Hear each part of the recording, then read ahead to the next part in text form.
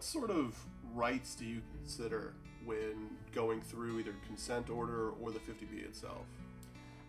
So I think, we're looking into what are the risks versus what are the benefits here. Yeah. One particular issue that I think everybody needs to be made aware of is that in the event that the court finds that there's been domestic violence or you enter into a consent order, it totally impacts your gun rights. Doesn't matter if you have a carry and conceal, it doesn't matter about any of that. The court's going to take your weapons. What's your experience?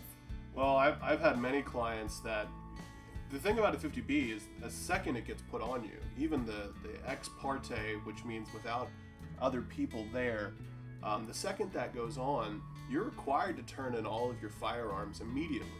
If it gets put on you permanently, you lose your firearms for the entire year of that 50B. You can't get a concealed weapons permit, you can't get your firearms back, and that creates a lot of issues, because if you get charged with the 50B and the assault on a female, and you don't get convicted of the 50B, but still get convicted of the assault, well, your weapons are still gone, you can't get them.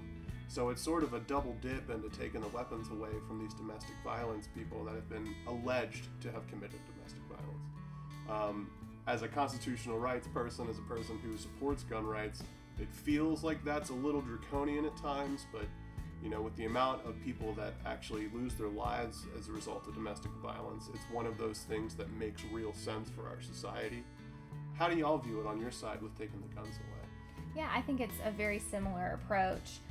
It's a different, I think, interpretation sometimes for us because, like you said previously, we do have the holistic approach. We are looking at everything in conjunction. So many times, our advice to our clients will be, listen, I know that you have this right to have your weapon. I know that you've done everything you need to have this, but in the reality of what's important, we'll push that. Do you want time with your children? Do you want us to be able to do this easily? And our advice is maybe it's a small sacrifice to have time with your children. But of course, the risk is that it continues.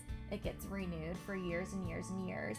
And then an issue that we've come into recently is getting the weapons back after the domestic violence has expired.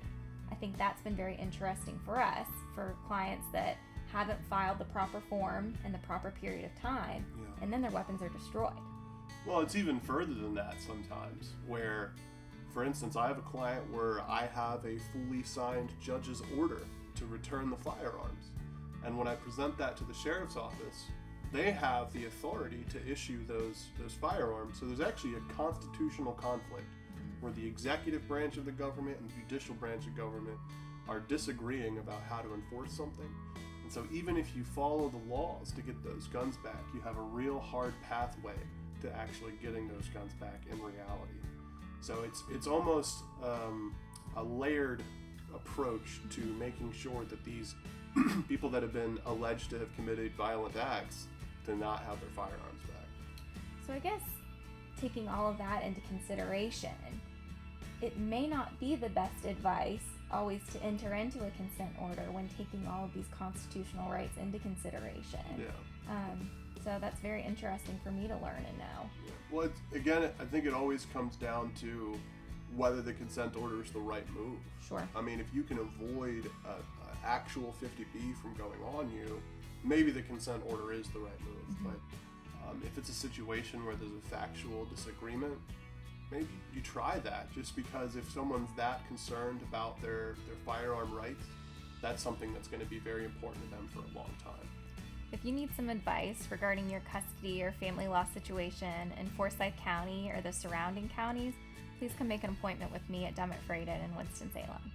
And if any of these criminal offenses come by your door at some point in Guilford, Alamance, or Randolph, come see me and we'll help you out here at Dummett-Frayden.